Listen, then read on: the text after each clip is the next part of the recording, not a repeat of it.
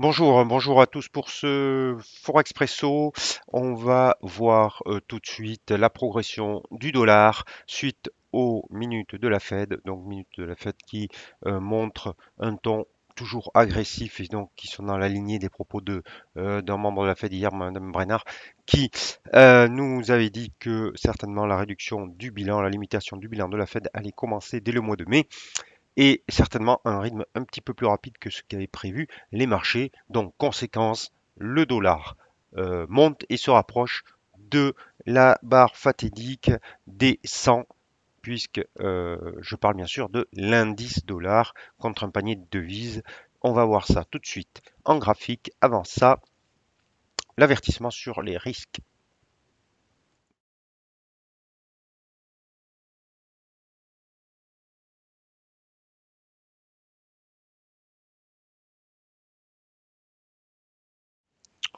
Voilà, donc à l'écran, donc vous voyez le dollar qui progresse maintenant depuis 1, 2, 3, 4, 5, 6 séances.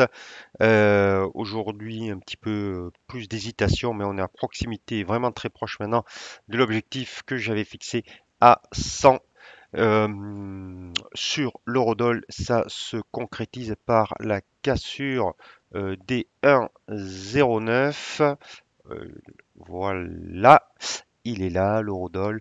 Donc la cassure des 1,09, mais qui n'est pas extrêmement franche.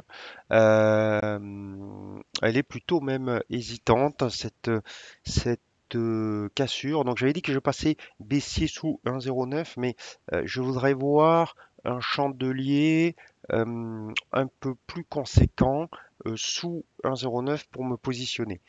Pour l'instant, cette hésitation, on est pour l'instant sur un quasi parfait doji. Euh, Autant ce matin on avait un corps rouge qui laissait penser qu'on allait aller beaucoup plus bas, autant on est revenu un petit peu à l'équilibre. Donc on va attendre encore la clôture de ce soir pour voir comment se termine cette journée, cette séance, avant de se positionner. Bon, le biais il est certes négatif, mais le déclencheur pour rentrer short, pour moi, il n'est pas encore là. On pourrait très bien avoir une consolidation au-dessus de 1,09 pendant quelques temps ou un rebond. Donc là, on est un petit peu à la croisée des chemins, même si je garde ce biais baissier et je pense qu'on ira tester un peu plus franchement cette zone de support de mars-avril 2020. Voilà, donc on va passer en revue maintenant l'ensemble des avis que j'avais donnés et je vais commencer par le kiwi. Alors, le kiwi, donc hier j'avais dit j'étais un peu plus hésitant à cause de cette mèche haute.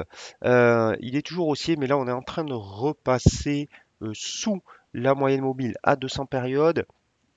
J'avais remonté hier mon stop loss à 0,6930 et on est passé dessus. Donc normalement, le stop loss suiveur a été exécuté. Donc on n'est plus, enfin mon avis devient neutre sur le kiwi.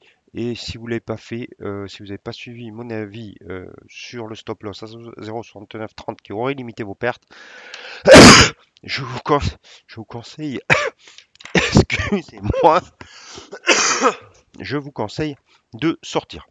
Euh, sur la UDN, ben, on était sorti avec un gain.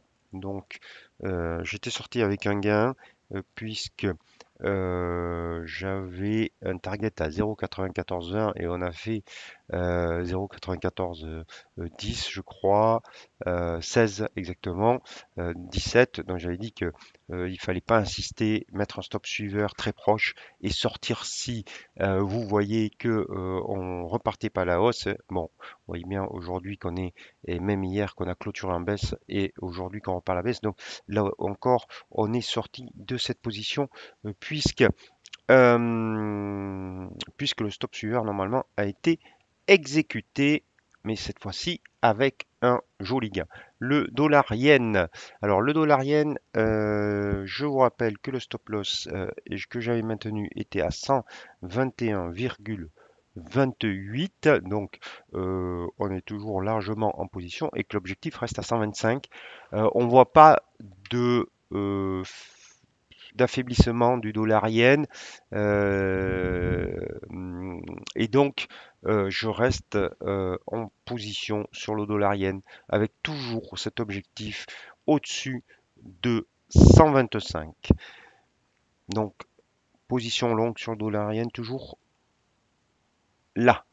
Et l'euro suisse, alors l'euro suisse, intéressant, parce qu'hier je vous avais dit, donc on est short, je vous rappelle, sous 1,02 avec un objectif à 1, et hier et un objectif initial, un stop loss initial à 1,0243.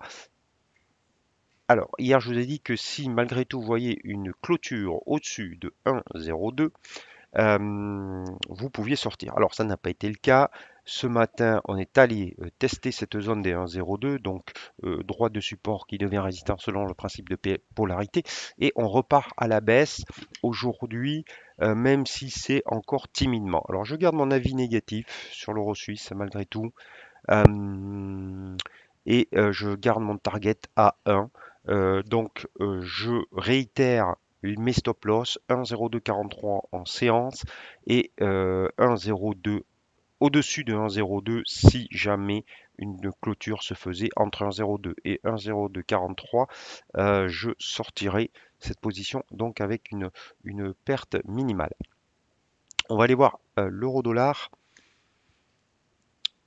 Hop, hop, hop, hop, hop. De nouveau pour voir où il en est. Il ne bouge pas. Euh, L'OSI, alors l'OSI nous a fait un faux break, je vous en parlais hier, un magnifique faux break. En fait, cette longue mèche haute annonçait un retournement.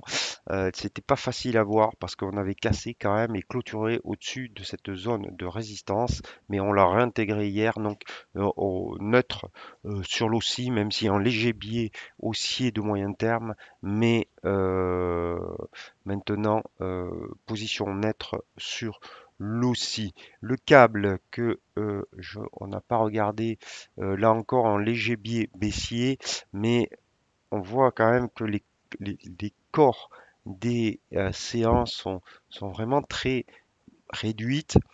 Ça montre quand même une hésitation et je réitère donc qu'il y a un support, je vous en ai parlé hier, ici je vais le matérialiser pour que vous voyez à 1,3045. Hop, ici, voilà. Donc sous un 30-45, je repasserai baissier sur le câble, mais pour l'instant, ce n'est pas le cas. Donc position un petit peu neutre. Écoutez, je crois qu'on a fait le tour. Ah non, je voulais absolument vous montrer le Loonie, parce que le Loonie, il nous a confirmé ce support à 1,2450. Alors pour rappel, je vous avais dit que ces mèches basses ici, sur un support important, montraient qu'il y avait beaucoup d'acheteurs sur cette zone-là, donc autour de 1,2450, et qu'on clôturait à chaque fois au-dessus, mais qu'on attendait un chandelier haussier, vraiment haussier, pour éventuellement se positionner long sur le Loonie et jouer un range. Alors, vous savez que je ne suis pas un grand fan des ranges, mais quelquefois, je comprends qu'on puisse les jouer. On a le chandelier haussier de confirmation d'hier. Euh, donc, ceux qui veulent se positionner long, je peux l'entendre, avec un stop. Alors, le stop se place sous la mèche basse d'avant-hier, sous 1,2402, ou si jamais on clôturait sous 1,2450, il faudra sortir. Donc si jamais on clôturait sous 1,2450, mais qu'on n'atteignait pas les 1,2402, je sortirai quand même. Et vous pouvez viser soit un 26,50, qui est un petit peu cette droite de polarisation. C'est pas facile à déterminer, hein, un objectif en range. Et alors ça serait le haut du range, donc ça serait un 28,93, ce qui serait parfait en termes de risk management. Ce qui me gêne un petit peu, vous me voyez hésiter dans mon commentaire, c'est très simple, c'est que en fait c'est quand même cette oblique haussière et cette oblique haussière qu'on a cassée, donc qui montre quand même un changement de mentalité, de sentiment sur le Luni. On a certes ce rebond avec la confirmation que j'attendais, mais malgré tout, on repasse pas au-dessus de cette oblique haussière. Alors vous me direz, oui, mais elle a été cassée, donc elle est plus valable. Certes, mais on peut très bien avoir un pullback, pardon, vers l'oblique et une rechute derrière. Donc c'est pour ça que je suis pas, je peux comprendre qu'on se positionne long sur le Luni, euh, pour jouer une évolution en range, mais euh, voilà, je suis pas hyper enthousiaste. C'est là où mon analyse ne représente qu'un avis et que chacun d'entre nous est différent et donc peut se positionner là où une autre personne, un autre trader ne se positionnera pas. Euh, je serais beaucoup plus à l'aise si on réintégrait cette oblique haussière, mais le fait de dire, encore une fois, qu'on est dans un range qui a été, dont le bas a été confirmé et qu'on va repartir vers le haut, l'analyse se tient aussi. Donc je vous laisse votre libre arbitre, comme toujours, mais encore plus sur ce deal, je suis là, sur ce deal-là, pour la suite sur le Looney. Voilà, donc une aversion quand même un petit peu pour le risque qui est présent, notamment on le voit beaucoup sur les indices, mais qui commence à transparaître les devises,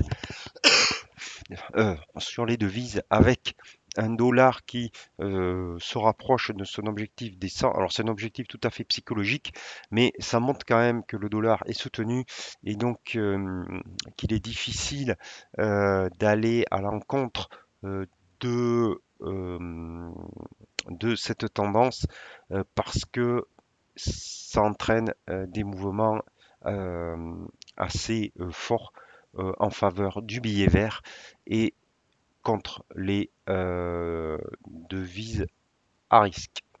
Donc voilà, donc en résumé, il nous reste une position sur je suis en train de regarder mon petit, non, deux positions par contre, pardon, sur le dollar yen et sur l'euro suisse et peut-être à venir donc sur leur dollar selon la clôture ce soir. Bon après-midi à tous et à toutes. Bon trade. N'oublie pas vos stop loss. Ciao, ciao, à demain.